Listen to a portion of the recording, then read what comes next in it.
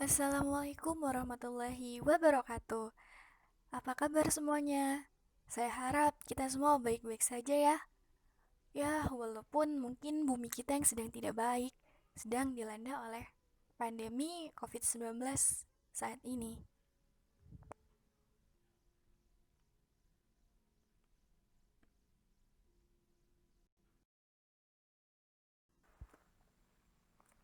Pada kesempatan kali ini, kelompok kita yaitu kelompok 5 dengan anggota sebagai berikut: dosen pembimbing Bapak Fidah Husain, Magister Keperawatan. Kami dari Sarjana Keperawatan 2B Universitas Aisyah Surakarta akan mempresentasikan materi yaitu mengenai rektal.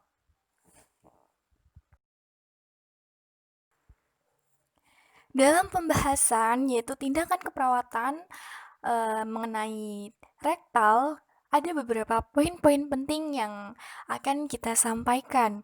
Yaitu yang pertama adalah pengertian dan kemudian yang kedua adalah tujuan. Sebelum kita melakukan prosedur, baiknya kita mengetahui apa sih pengertian dari rektal dan bagaimana tujuan dari rektal tersebut. Setelah kita mengetahui apa sih rektal dan tujuannya bagaimana, kita akan melakukan prosedur, yaitu mengenai persiapan alat, persiapan pasien, dan kemudian langkah-langkah tindakan rektal. Kemudian kita akan memberikan beberapa contoh obat yang biasanya dimasukkan melalui rektum atau anus, dan kemudian referensi yang kita dapatkan. Baiklah teman-teman, kita sudah masuk di bagian materi, yaitu mengenai pengertian rektal. Jadi, rektal adalah suatu tindakan keperawatan, yaitu pemberian obat melalui rektum atau anus. Tindakan rektal ini bertujuan untuk memberikan efek lokal atau sistemik. Semisal nih, ada seorang pasien datang ke rumah sakit dengan keluhan tidak bisa defekasi feses atau buang air besar selama beberapa hari, dikarenakan pasien ini kurang mengkonsumsi makanan yang mengandung serat. Kemudian dilakukanlah tindakan yaitu rektal, dilakukan tindakan pemberian obat melalui anus untuk melancarkan defekasi. Kenapa sih ada pemberian obat yang dilakukan melalui anus? Kenapa tidak dimasukkan melalui oral saja atau mulut? Jawabannya adalah karena ada obat yang hanya memiliki efek lokal saja. Uh, Maksudnya hanya berefek pada satu titik yang diberikan obat. Seperti contohnya tadi adalah uh, hanya berefek pada rektal saja atau anus. Sebelum kita melakukan prosedur atau tindakan keperawatan, kita harus menyiapkan alat dan bahan terlebih dahulu. Yang pertama adalah obat sesuai yang diperlukan. Jadi teman-teman, nanti kita menyiapkan obat yang sesuai dengan keluhan pasien atau sesuai dengan resep dokter. Kemudian adalah aplikator, yang ketiga pelumas atau bisa juga gunakan jelly. Kemudian yang keempat sarung tangan atau handscoon. Yang kelima kain kasa. Yang keenam kertas tisu. Yang ketujuh bak instrumen. Kemudian yang ke-8 bengkok dan yang ke-9 pengalas.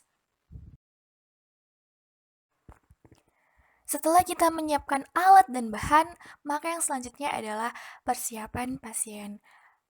Yang pertama adalah identifikasi pasien dengan tepat, yaitu mengenai obat, waktu, dosis, dan cara. Kemudian menjelaskan kepada pasien tujuan tindakan yang dilakukan. Yang ketiga, meminta klien untuk berkemih terlebih dahulu. Dan yang keempat sampai 5 itu adalah menjaga privasi klien ya.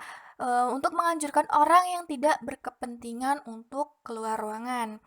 Kemudian atur posisi klien berbaring atau biasa kita sebut dengan posisi SIM. Yang ketujuh, menutup dengan selimut mandi atau expose hanya pada area perineal saja. Kemudian adalah prosedur. Kita sudah sampai pada prosedur atau tindakan keperawatannya. Yang harus kita lakukan, satu, cuci tangan. Pastikan tangan kita benar-benar bersih sebelum menyentuh benda apapun, termasuk menyentuh pasien. Kemudian, yang kedua, jelaskan prosedur yang dilakukan. Ketiga, gunakan sarung tangan atau handscoon. Yang keempat, buka pembungkus obat dan pegang dengan kain kasa. Saat kita memegang obat, hindari untuk menyentuh obat tersebut dengan tangan yang telanjang. Maka kita gunakan dengan kain kasa. Kemudian, oleskan ujung pada aplikator menggunakan pelicin atau pelumas. Minta klien untuk tarik nafas dalam, bertujuan untuk memudahkan nanti obat masuk ke dalam anus. Karena posisi otot pada anus akan mengendur ketika pasien tarik nafas. Yang ketujuh, regangkan glutea dengan tangan kiri, kemudian masukkan aplikator dengan perlahan melalui anus, sfinkter anal interna dan mengenai dinding rektal. 8. Setelah selesai, tarik jari tangan dan bersihkan daerah sekitar anal dengan tisu. 9. Anjurkan pasien untuk tetap berbaring selama 5 menit. 10. Nah, jika obat yang kita gunakan mengandung laktosid atau pelunak feses, maka siapkan pispot untuk menampung feses pasien agar tidak berceceran kemana-mana. Yang 11, setelah selesai lepaskan sarung tangan dan kita cuci tangan dengan bersih. Kemudian kita harus mengkaji respon pasien apakah ingin buang air besar lagi atau masih ada sesuatu yang mengganjal pada area anus. Kemudian yang terakhir adalah mendokumentasikan tindakan keperawatan mengenai kapan kita melakukan tindakan, obat apa yang kita lakukan, dosis, dan lain-lain. Nah, untuk jelasnya, ini adalah contoh gambar mengenai posisi SIM untuk melakukan tindakan rektal agar memudahkan obat masuk ke anus pasien, maka kita harus memposisikan pasien seperti gambar tersebut. Kemudian, saya akan memberikan contoh fisiologi pemberian obat melalui rektum atau anus. Di sini terlihat bagian obat yang runcing. Obat bagian yang runcing ini kita masukkan terlebih dahulu menggunakan tangan kita. Dan tentunya kita menggunakan handscoon untuk melindungi diri kita. Ini adalah beberapa contoh obat yang biasanya digunakan pada tindakan rektal. Ada nama obat, indikasi, kontraindikasi, dosis, dan efek samping. Selanjutnya ada obat mikrolak dan proris.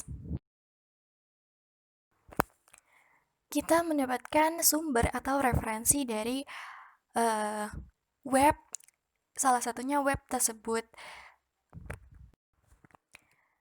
Baiklah teman-teman, sekian dan terima kasih. Semoga bermanfaat dan jangan lupa jaga kondisi kesehatan kita agar kita terhindar dari virus COVID-19 ini dengan rajin mencuci tangan dan makan makanan yang bergizi. Saya akhiri. Wassalamualaikum warahmatullahi wabarakatuh.